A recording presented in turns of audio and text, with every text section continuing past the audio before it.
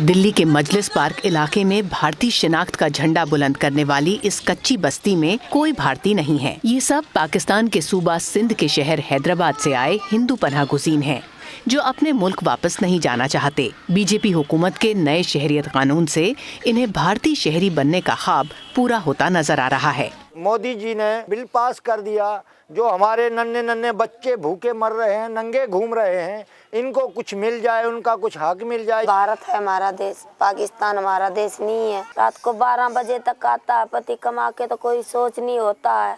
पाकिस्तान में तो बहुत सोच लगता है। नेहरू लाल कहते हैं कि वो पाकिस्तान में महफूज महसूस नहीं करते। 2011 में ये अपने पूरे खानदान के साथ भारत आए और यहीं रह गए। सिटीजनशिप एक्ट 1955 के तहत भारतीय शहरी बनने के लिए वीजा के साथ साथ 12 साल तक भारत में रहने की शर्त पूरी करनी पड़ती है। नए कानून में मजहबी तासुब के शिकार पाकिस्तानी, बांग्लादेशी और अफगान हिंदुओं समेत 6 मज़ाहिब के लोगों के लिए ये इंतजार 12 साल से घटाकर 6 साल कर दिया गया है। साथ ही वीजा न होने की सूरत में भी ये शहरियत के हकदार होंगे।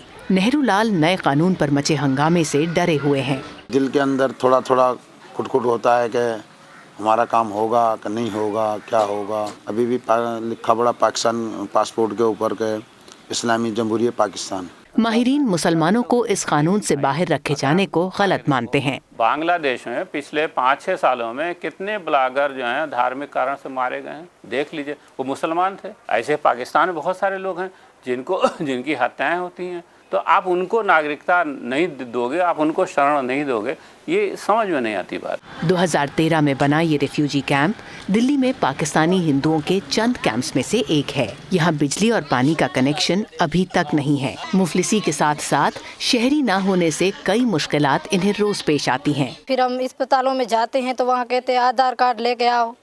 बहुत दिक्कत होती है क्योंकि जान पहचान तो नहीं है ना हमारी। भारत के शहरी बनकर इनकी मुसीबतें खत्म हो या नहीं, लेकिन नए शहरियत कानून ने फिलहाल इनकी उम्मीदें बुलंद कर दी हैं। Ritul Joshi, voice of America, Delhi.